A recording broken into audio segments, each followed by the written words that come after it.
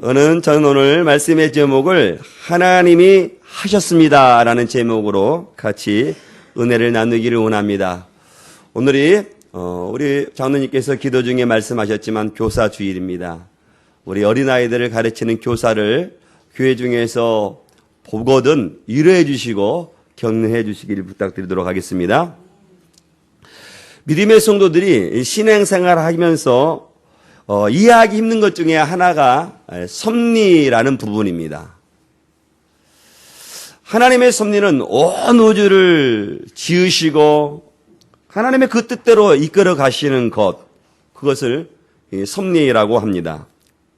그런데 우리 인간이 하나님의 섭리를 이해하는 것이 참으로 어렵습니다. 왜냐하면 만물을 지으신 그 창조자 하나님을 피조물인 우리가 하나님의 뜻을 이해하는 것이 참 어렵기 때문에 그렇습니다. 전능하신 하나님, 지혜 하나님이 만물을 지으시고 그의 뜻대로 이끌어 가시는 것을 어찌 유한한 우리 인간이 그 하나님의 뜻을 다 이해할 수 있겠습니까? 그렇지만 유한한 우리들에게도 하나님께서 지혜를 주셔서 그 지혜로 하나님의 섭리를 알아갈 수 있도록, 깨달아갈 수 있도록 하셨다는 것입니다. 그래서 하나님께서 주시는 그 지혜로 하나님의 섭리를 우리가 깨닫게 되면 그 깨닫는 만큼 우리의 믿음이 더욱더 성숙해지고 우리에게 더욱더 믿음의 아름다운 삶이 우리가 살아갈 수 있다는 것입니다. 하나님의 섭리를 깨닫는 만큼 우리의 믿음의 척도가 높아지고 또 우리의 삶의 모습이 달라진다는 것입니다. 사람이 살아가면서 왜 많은 사람들이 원망하고 불평하고 비난하며 살아갈까요? 그것은 엄밀히 말하면 하나님의 섭리를 알지 못하기 때문에 그런 것입니다. 정말로 하나님의 섭리를 깨닫는 사람들은 감사할 수 없는 상황 가운데서도 감사하고 찬송할 수 없는 상황 가운데도 찬송할 수 있는 것입니다. 무엇을 깨닫는 사람이요? 하나님의 섭리를 깨닫는 사람은 그렇다는 것입니다. 하나님의 섭리는 나를 통해서 하나님의 뜻을 구체적으로 이루어 가시는 하나님의 사랑이 우리 가운데 우리를 통해서 나타나는 것입니다. 오늘 본문을 통해서 하나님의 섭리를 요셉을 통해서 우리가 같이 깨닫기를 원합니다. 우리 믿음의 성도들은 요셉을 다 잘 알고 있습니다. 요셉은 우리가 잘 알다시피 형들에게 무엇을 받아서 애굽의 노예로 팔려갔습니까? 미움을 받고 시기야 받고 질투를 받아서 형들에 의해서 노예로 팔림을 받았습니다. 애굽으로 가서 그가 어떤 삶을 살았을까요? 노예였으니 얼마나 힘든 삶을 살아갔겠습니까? 성경은 요셉이 애굽에서 그 힘든 삶을 다 표현하지는 않습니다.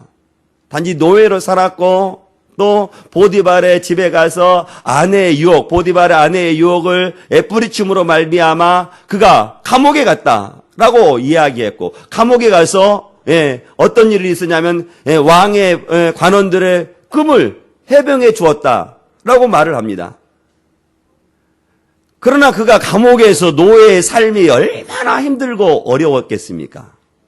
그 가운데에서도 하나님의 섭리가 있었음을 오늘 우리에게 말씀하시는 것이죠. 요셉이 왕실의 감옥에 갇혔을 때에 그 관원들이 꿈을 꾸었는데 그 꿈을 해몽해 주었습니다. 그 꿈이 얼마나 기가 막히게 맞췄는지 정말로 마치 보는 것처럼 그 일이 이루어지는 거예요. 그 꿈이 무엇이기 때문에요? 하나님의 계시이기 때문에 그런 것입니다. 그 계시를 하나님께서 요셉에게 가르쳐 주셔서 그 꿈을 정확하게 해몽해 주는데 마치 보는 것처럼 그래서 그 꿈을 밝혀주는 것이지요. 요셉은 바로는 요셉의 꿈의 해몽을 듣고 그 어려운 위기들을 잘 극복해 주고 있었던 것을 성경에서 우리들에게 말씀해 주고 있습니다. 오늘 본문은 그 꿈대로 7년 가뭄 끝에 7년 풍년이 오고 7년 가뭄 끝에 2년이 지난 그 5년째 오늘 본문의 상황이 펼쳐지는데요. 그 2년째 애굽으로 곡식을 사온 형들과 만나는 이야기가 오늘 본문의 말씀입니다. 오늘 저와 여러분들이 본문을 통해서 첫 번째 살펴보기를 원하는 것은 긍휼을 베풀자는 것입니다. 무엇을 베풀자고요? 긍휼을 베풀어라라는 것입니다. 오늘 1절과 2절 말씀 보니까 요셉이 그 오랫동안 형들을 보고 그 감정을 억제하지 못하고 소리 지르며 눈물을 흘렸다고 말하고 있습니다. 2절 말씀을 보면요. 그가 큰 소리로 울었다. 개혁성경 말씀을 보니까 방성대곡했다라고 말씀하고 있어요. 얼마나 보고 싶었던 형들이었겠습니까? 그 형들, 요셉은 곡식을 사러 온 형들이 누구인지를 아는데 그 형들은 요셉이 누구인지 알아요? 몰라요? 모르는 거죠. 그 감정을 숨기는 거예요. 형들을 물러가게 하고 얼마나 보고 싶었던지 방성대곡하는 거예요. 저는 이 요셉의 이야기, 일련의 사건을 보고 저는 여기가 굉장히 저도 감정이 이입이 많이 돼요. 얼마나 가족을 보고 싶었으면, 얼마나 가족을 사랑했으면 그랬을까? 요셉이 지금 그 오랫동안 자신을 팔았던 형들을 앞에 두고 정말로 울고 있는데 이 눈물이 정말로 형들을 미워하고 울을까 아니면 증오하며 울을까 어떤 눈물일까요? 원망하며 우는 눈물일까요? 보고 싶은 마음으로, 용서하는 마음으로, 긍휼히 여기는 마음으로 아마 울었을 거예요. 그러면서 자신이 누구인지를 그 형들에게 말하는데 뭐라고 말하냐면 나는 요셉이라 라고 말하는 거예요. 당신들이 판 요셉이라 라고 말하는 겁니다. 그러니 그 소식을 들었던 그 형들이 얼마나 놀라 자빠지겠습니까? 뭐 놀라 자빠지기만 했겠습니까? 두려워하지는 않았겠어요? 자신들이 미워해서 질투해서 시기해서 팔았던 그 요셉이 지금 누구로 서 있는 거예요? 총리로 서 있는 거예요. 이 총리라면 자신들의 생명의 여탈권을 쥐고 있는 그 사람이었던 거예요. 그러니 얼마나 놀랍고 두려웠겠어요. 놀라 두려워 떨고 있는 형들에게 요셉이 뭐라고 말하냐면요. 가까이 오십시오. 가까이 오라라고 말하는 거예요. 이 가까이 오다라는 이 히브리어는요. 와이카슈라는 단어인데요. 어떤 뜻을 가지고 있냐면요. 하나님 앞에 죄를 자복하고 나아갈 때 이 와이카슈라는 단어를 쓰는 거예요. 그러니까 지금 이 요셉이 형들에게 가까이 오라는 것은 지난 모든 잘못들을 다 용서할 때니 가까이 오십시오라고 말하고 있다라는 거예요. 다 그렇지는 않지만 요사이 가정들을 보면요. 형제들과 의가 상해서 관계를 끊고 살아가는 가족들이 몇 가정들이 있는 것 같아요. 우리 가정들 말고, 우리 교회 가정들 말고.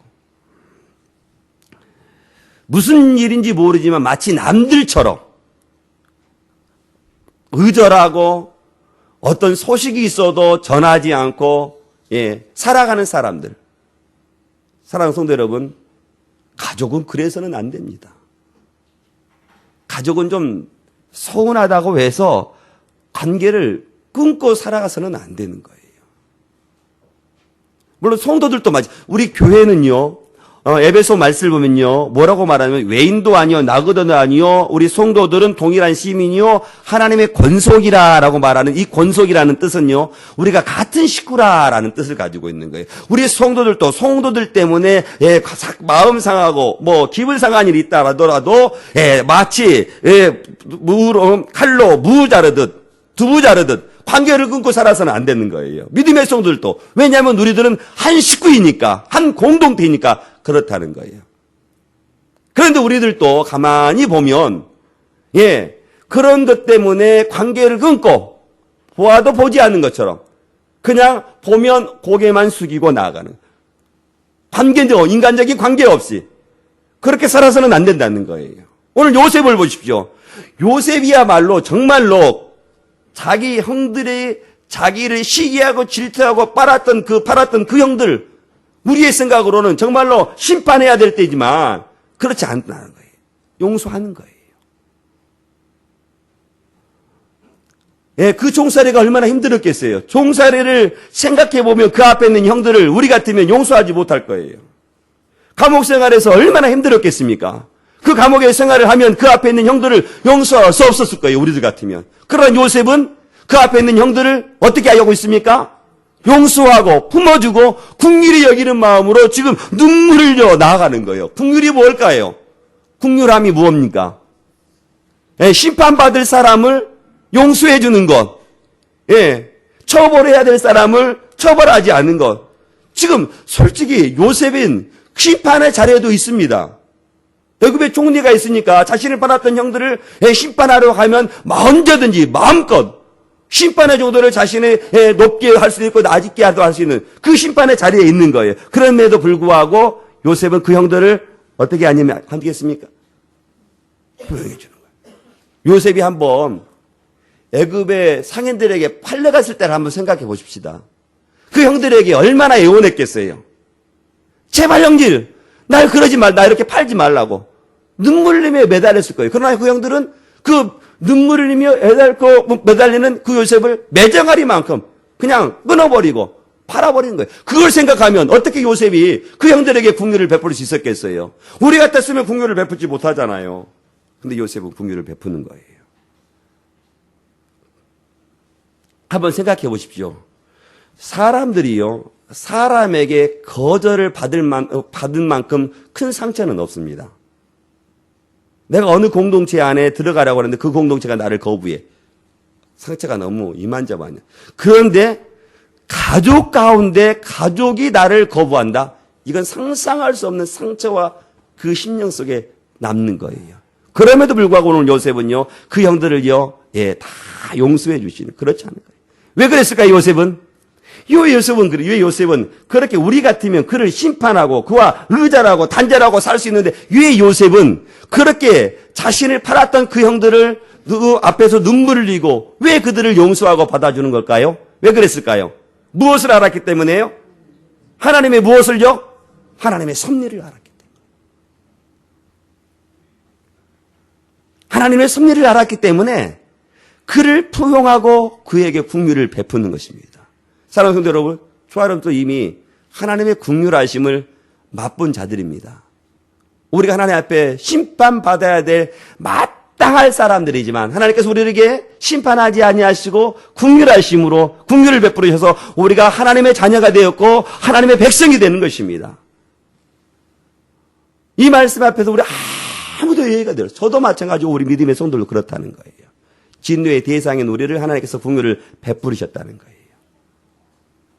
그리고 그 긍휼하심을 받는 저와 여러분들에게 어떻게 살아가기를 원하냐면 다른 사람에게 무엇을 베풀며 살아가기를 원하실까요? 긍휼을 베풀며 살아가기를 원하시는 거예요. 나에게 상처를 주는 사람에게 긍휼을 베푸시는 겁니다. 나에게 잘못한 사람에게 긍휼을 베푸시는 거예요. 예. 가족들도 그렇고 믿음의 성도들도 그런 거예요. 가족 가운데 잘 나가는 사람들, 세상 말로 잘 나가는 것, 돈 많이 벌고 높은 자리에 올라갔을 때, 좀 못한 형들을 돌보지 못함으로 인해서, 상처받는 가정들이 많이 있어요. 그래서 안 돼요, 가정은 절대. 혹여 우리 믿음의 성도들 가운데 다른 형제들보다 좀 높은 자리에 있거나 좀 돈이 많이 벌리면 나보다 못한 형제들을 돌봐야 돼. 그래서 그 사람들이 나로 인해서 상처받지 않도록 더 많은 긍휼을 베풀고 더 많은 은혜를 베푸는 거예요. 더 많은 사랑을 베푸는 겁니다. 그래야 되는 거예요. 왜냐하면 우리는 이미 하나님의 긍휼하심을 경험했던 사람들이기 때문에 그렇다는 것입니다. 저는 우리 믿음의 성도들 가운데 정말로 여러분에게 섭섭하게 하거나 여러분에게 좀 실망시키는 사람이 있다 할지라도 여러분들의 다른 사람을 주 그리스도의 예수의 긍휼하심으로 베풀 수 있기를 주의 이름으로 축원드리겠습니다. 오늘 본문을 통해서 두 번째 살펴보기로 원하는 것은 근심하지 말자라는 것입니다. 무엇 하지 말자고요? 근심하지 말자라고 말하는 거예요. 예. 요셉의 형들은 요셉을 애굽의 상인으로 팔고 애굽의 총리의 자리에 있었을 때에 심히 두려웠을 거예요. 그러니 근심하지 말로 한탄하지 마소서 요셉이 말했을 것입니다. 왜냐하면 요셉은 너무나 높은 자리에 있기 때문에 그런 것이죠. 오늘 말씀 보십시오. 정말로 요셉이 그 형들에게 근심하지 말라고 말하는지 우리 5절과 6절 말씀 같이 봅니다. 시작. 당신들이 나를 이곳에 팔았다고 해서 근심하지 마소서, 한탄하지 마소서. 하나님이 생명을 구원하시려고 나를 당신들보다 먼저 보내셨나요? 여기까지만 보겠습니다. 우리의 눈에 요셉을 판 사람이 누굽니까? 예? 형들이죠. 형들이 팔았다는 사실은 변하지 않습니다. 왜냐하면 이것은 명백한 사실이기 때문에 그런 거예요. 그런데 요셉이 뭐라고 말합니까? 나를 이곳에 보낸 사람이 형들이 아니라 누구라 지금 말씀하고 있는 거예요. 하나님이시라는 거예요. 아니 우리의 눈으로는 형들이 질투하고 시기하고 미워해서 너 정말로 고생해버려라. 그래서 애굽의 종살이로 팔았는데 요셉은 그것을 그 형들의 손길이 아니라 누구의 손길이라고 말하고 있습니까? 하나님의 손길이라고 말씀하고 있는 거예요. 하나님의 섭리가 있어서 나를 형들보다 먼저 이곳에 보내셨다라고 말씀하고 있다는 거예요. 그러니까 요셉의 형들도 몰랐고 요셉도 당시에는 하나님의 섭리인지를 몰라서 애굽으로 왔지만 총리의 자리에 앉아 있어 보니 이것이 누구의 뜻인 것을 알 수 있다는 거예요. 하나님의 섭리였다는 것을 아는 거예요. 요셉을 통해서 하나님께서는 이스라엘 백성들을 이끌어 가시는 하나님의 섭리가 그 가운데 있었다는 거예요. 그 이스라엘의 역사를 누구를 통해서 이뤄가기를 원하셨냐면 요셉을 통해서 이뤄가시기를 원하셔서 요셉을 먼저 애굽 땅에 보내셨다는 거예요. 이해할 수 없죠. 하나님이 보내셨다면 어떻게 하나님의 뜻이 있다면 그렇게 종살이로 보냈겠습니까? 우리는 이해할 수 없어요. 높으신 하나님의 경륜을 어떻게 유한한 우리가 그 하나님의 높으신 지혜를 우리가 다 이해할 수 있겠습니까? 세상의 눈으로는 그게 우리의 생각대로 우리의 뜻대로 이루어지는 것 같지만 세상에 되어지는 모든 일들이 다 누구의 경륜 안에서 누구의 섭리대로 이루어간다고 말씀하고 있는 거예요? 하나님의 섭리대로 이루어간다고 말씀하고 있는 거예요. 내가 어떻게 선택하느냐? 예. 눈에 보이는 대로 내가 이 세상을 나의 삶을 주관해 가는 것처럼 믿고 살아가느냐? 아니면 어떤 사람의 이 세상에 주관해 살아가느냐? 아니면 보이지 않지만 하나님의 그 선하신 손이 우리의 배후를 통해서 하나님의 뜻을 이루어 가시는가? 이것을 어느 것을 선택하느냐에 따라서요. 우리의 삶은요. 풍요롭기도 하고 우리의 삶은요. 빈핍해질 수도 있는 거예요. 사람들은 그럴 것입니다. 우리의 눈으로 보여지는 그 명백한 사실 통해서 저 사람이 했다라고 말할 거예요. 그러나 오늘 요셉은 그 일들이 누가 하셨다고 말씀하시냐면요. 하나님이 하셨다라고 말씀하시는 거예요. 눈에 보이지는 않지만 자신을 통해서 하나님의 선하신 손이 움직이시고 하나님의 선하신 섭리를 이끌어 가신다는 사실을 경험하는 거예요. 그러기에 요셉이 그 형들에게 복수하지 않는 거죠. 어떻게 하나님의 섭리를 경험하는 하나님의 섭리를 깨닫는 사람이 자신에게 잘못한 그 사람을 벌 줄 수 있겠습니까? 그것이 그 일을 통해서 그 일이 바로 하나님의 섭리인데 만약에 그 일을 벌을 준다면 그것은 하나님의 섭리를 인정하지 않는 것이죠. 그러니 지금 요셉이 그 형들을 그 긍휼한 마음으로 나아가는 거예요. 그 뜻대로 이루기 위해서 우리는 쓰임받는 거예요. 사용당하는 것입니다. 우리가 잘나서 못나서가 아니고 하나님의 당신의 뜻을 이루기 위해서 우리를 사용하는 거예요. 마치 요셉을 그 후대의 이스라엘 백성들을 번성케 하시려고 사용하시는 것처럼 우리를 사용하시는 것입니다. 여러분의 삶의 현장이 어느 자리에 있든지 하나님께서는 하나님의 그 섭리 가운데 여러분을 그곳 가운데 내어놓고 또 여러분들은 그곳 가운데 하나님의 섭리를 이루기 위해서 열심히 살아가는 것입니다.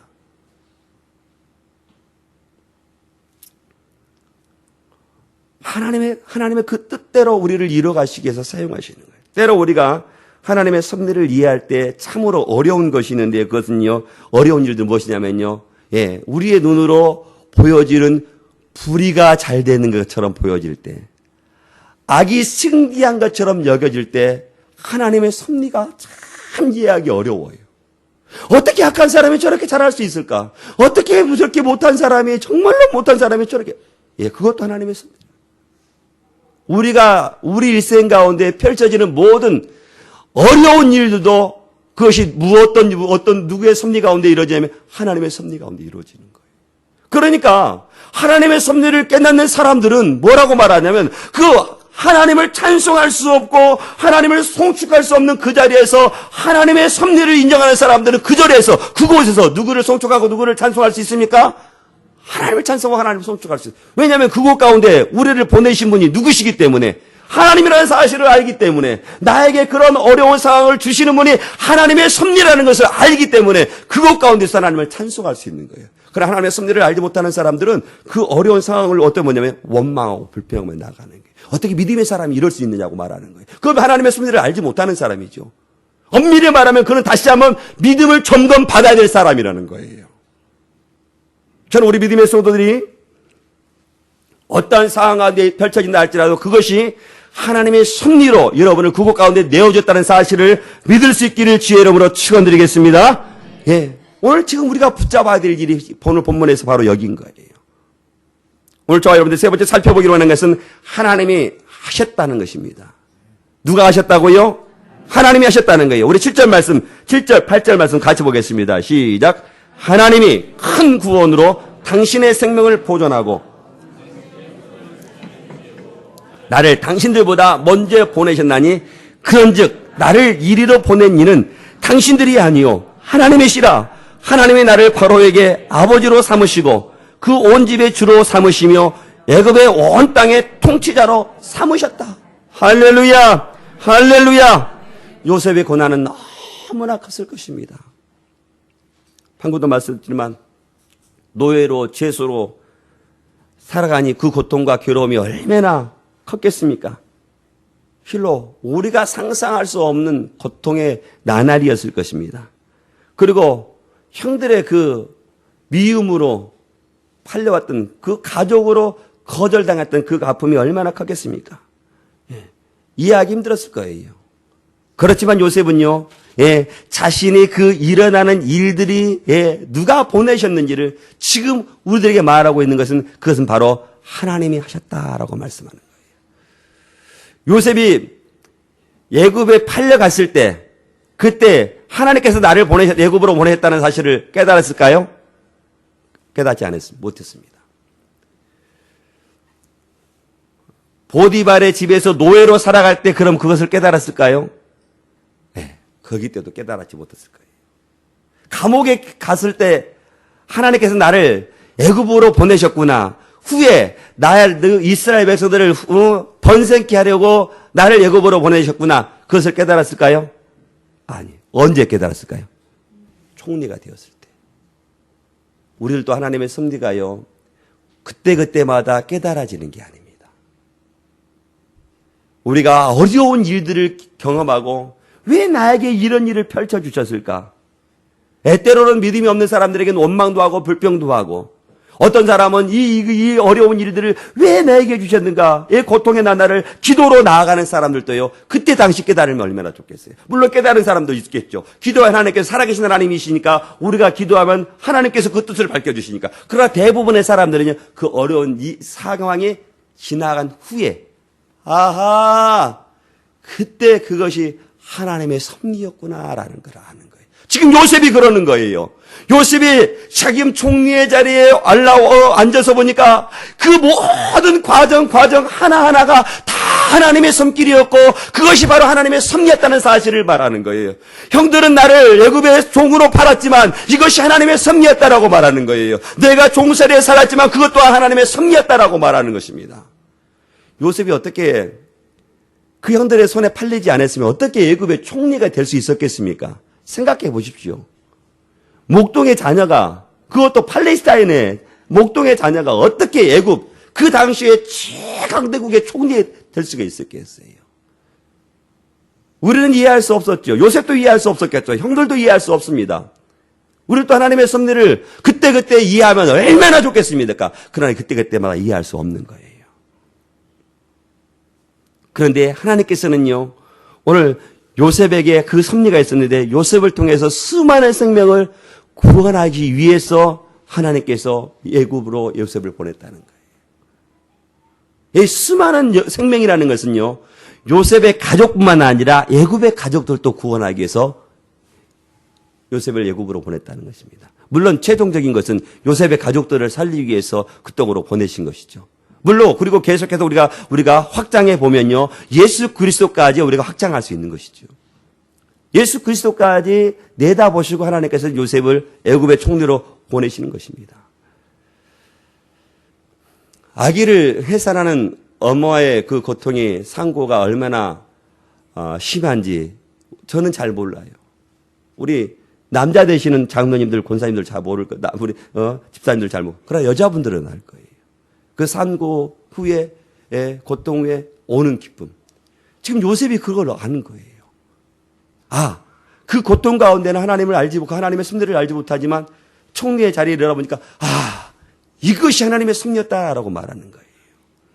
하나님께서 다 하셨다는 거죠.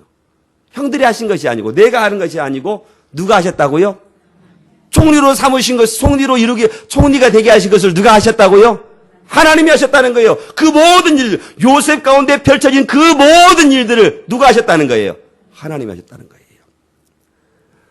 제가 어제 우리 믿음의 성도들의 축복 속에서 또 당에 우리 모든 성도들이 허락하셔서 우리 교회 이임을 제가 받았습니다. 부족한 저를 이렇게 이임으로까지 해주셔서 너무나도 감사합니다.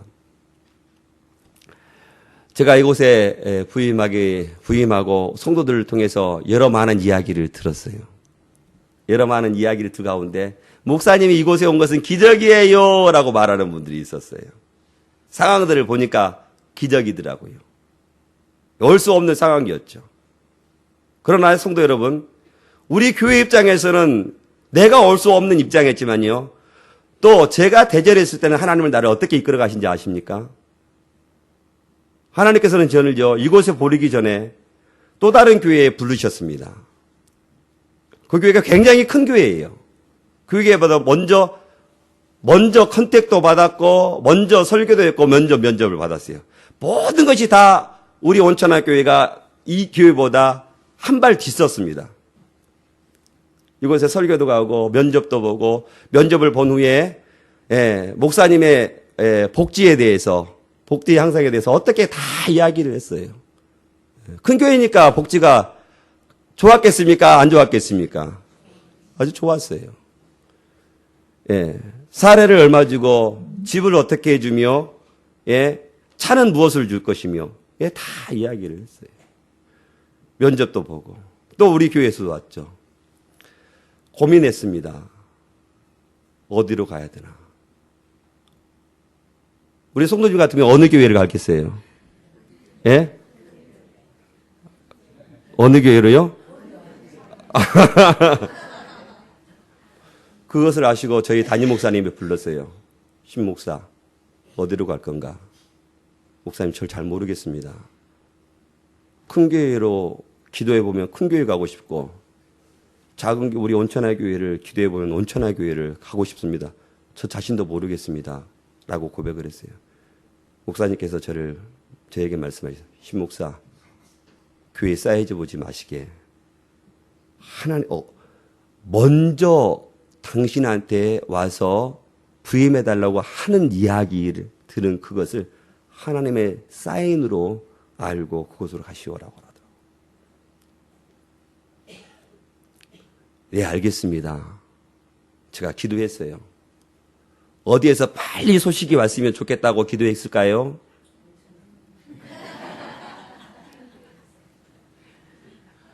속으로는 제가 정말로 믿음의 고백을 합니다. 빨리 왔는 교회로 내가 부임해 가기를 원하지만 내 내심으로는 알죠? 그 교회의 소식이 빨리 왔으면 좋겠다라고 이야기를 하는 거예요. 교육자들도 그러는 거예요. 신목사 좋겠네. 나 같으면 큰 교회가, 왜 거기에 고민하지 마. 큰 교회가. 앞을 생각해. 그래, 기도할게. 그런데 어떤 교회가 먼저 소식이 왔냐면요, 우리 온천하 교회가 먼저 소식이 왔어요. 저는 그때 고민하지도 않았습니다. 그래, 이것이 하나님의 사인이다. 그리고 그 이유의 것은 생각지도 않았습니다. 하나님은요, 우리 온천하 교회를 기적이라고 말했던 그 방법으로 그것을 이끌어 가셨고요. 또 한편으로는요, 대전까지 오셔서요, 우리 하나님께서 그 목사님도 움직이셨고, 저를 움직이셔서, 저를 이곳 가운데 보내신 것은 하나님이라 믿는 겁니다. 보십시오. 우리 성도들 저한테 말하지 않았습니까? 목사님이 이곳에 오신 것은 기적이었습니다. 라고 말하지 않았습니까? 하나님은 이 모든 일들을 하시기 위해서 이곳에서 움직이셨고 저곳에서 움직이시는 거예요. 여러분의 모든 삶을, 하나님께서는 그 모든 삶을 하나님의 섭리로 다 이끌어 가시는 거예요. 여러분의 모든 상황인데 여러분과 곁다리에 있는 모든 사람들, 여러분과 관계된 그 모든 사람들을 하나님의 그 섭리를 이루시기 위해서 다 움직이시는 겁니다. 나 혼자 하는 것 같지요? 아니라는 거예요. 하나님이 하셨다는 거예요. 요셉이 고백하는 것을 말을 보십시오. 9절 8절 말씀입니까? 그런즉 나를 이르러 보내시는 당신들이 아니요 누구라고 말씀하고 있습니까? 하나님이시라는 거예요. 여러분의 펼쳐진 그 모든 일들이 여러분의 능력으로 되는 것 같지만, 여러분의 힘으로 되는 것 같지만 아니라는 것입니다. 누가 해주신다는 거예요? 하나님이 하신다는 거예요. 하나님이. 그것을 지금 우리가 놓쳐서는 안 된다는 겁니다. 여러분의 펼쳐진 그 모든 일들, 여러분이 보시기에는 여러분의 힘으로, 여러분의 손으로 하시는 것 같지만 우리의 눈으로 보여지지 않지만 내 뒤에 계시는 그 하나님이 나를 이끌어 가시는 거예요. 그것을 이루기 위해서 다른 사람을 이용하는 거예요. 다른 사람을 만나게 하는 거예요. 그리고 이 사람이 또 다른 사람을 만나게 하는 거예요. 그래서 하나님의 선하신 섭리를 이 사람을 통해서 이루어 가시도록 하시는 거예요. 누가 하신다는 것입니까? 하나님이 하시는 거예요. 하나님. 저를 이렇게 위임해 주셔서 너무나도 감사합니다.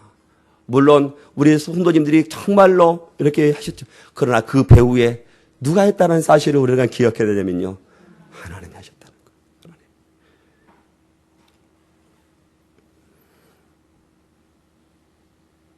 요셉은요, 그것을 깨달은 거예요. 그래서 충분히 복수할 수 있고, 또 요셉이 평범하기 때문에 불가능한 총리의 자리를 수 있는 것은 오직 하나님께서만 있었다라고 말씀하는 거예요. 전국의 주로 세우신 분이 하나님이시다라고 말하는 거예요. 애굽의 총리로 삼으시는 것이 하나님이시라라고 말씀하는 것입니다. 우리가 인생을 살아가다 보면 수수께끼와 같은 일들이 펼쳐집니다. 그 수수께끼를 우리가 풀 수 있는 것은요, 무엇으로만 풀 수 있냐면요, 하나님의 섭리로밖에 풀 수 없는 거예요. 이게 어떻게 된 일이지? 하나님의 섭리라는 거예요. 내가 이걸 어떻게 했지? 하나님의 섭리라는 거예요. 그게 그 하나님의 섭리가 나에게 좋은 일들만 하나님의 섭리가 아니라 내게 어려운 일들, 내가 힘든 일들, 정말로 벗어나고 싶은 그 일들도 누구의 섭리라는 거예요? 하나님의 섭리를. 보십시오. 요셉이 노예로 팔려갔다니까요. 이게 누가 하셨다는 거예요? 하나님이 하셨다는 것입니다. 지금 요셉이 보디발의 집에 노예가 된 거예요. 누가 하셨다는 거예요? 하나님이 하신 것이죠. 요셉이 보디발 아내의 유혹을 뿌리치고, 왕실의 감옥에 갇혔어요. 누가 하셨다는 거예요? 하나님이 하셨다는 거예요. 이 모든 일들을 하나님이 하셨다고 말씀하시는 거예요. 그러니 저와 여러분들의 삶의 상황 속에서 어렵고 힘든 그 모든 일들, 좋고 즐거운 그 모든 일들 다 누가 하셨다고 말씀하십니까? 하나님이 하셨다는 거예요. 하나님. 요셉은요, 이 수수께끼를 풀기 위해서 몇 년의 시간이 지났냐면 17년의 시간이 지난 거예요. 그리고 나서 이게 하나님이 하셨구나. 이게 하나님께서 나를 이곳으로 보내주시고 하나님께서 나를 애굽의 총리로 삼으셨다는 거. 그래서 17년이 지난 거예요. 17년. 인생의 수수께끼는 잘 풀리지 않습니다. 우리들도 마찬가지일 것입니다. 어떠한 일들이 펼쳐진더라도 우리가 그때 우리가 하나님의 섭리라는 사실을 우리가 깨달을 수 없어요. 그러나 그때 저와 여러분들이 고백할 수 있는 것은 어떻게 고백한다고요? 하나님이 어떻게 하신다고요? 하나님이 하셨다라고 고백해야 된다는 거예요. 하나님이 하셨다. 하나님이 지금 하신다라고 고백해야 된다는 거예요. 지금도 하나님께 그 섭리, 하나님의 섭리는 여러분을 통해서 이루어 가시고 계시는 거예요. 그리고 펼쳐질 그 일을 통해서 하나님께 영광을 돌리기를 하나님께서 원하시는 것입니다. 지금까지도 함께 하신 그 하나님이 앞으로도 함께 하시는 거예요. 무엇으로요? 하나님의 그 섭리로.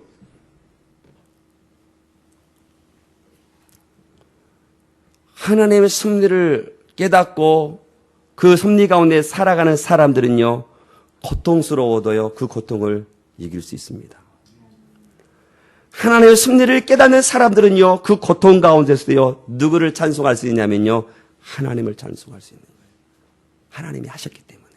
하나님이 하셨다고 고백할 수 있기 때문에 그런 것입니다.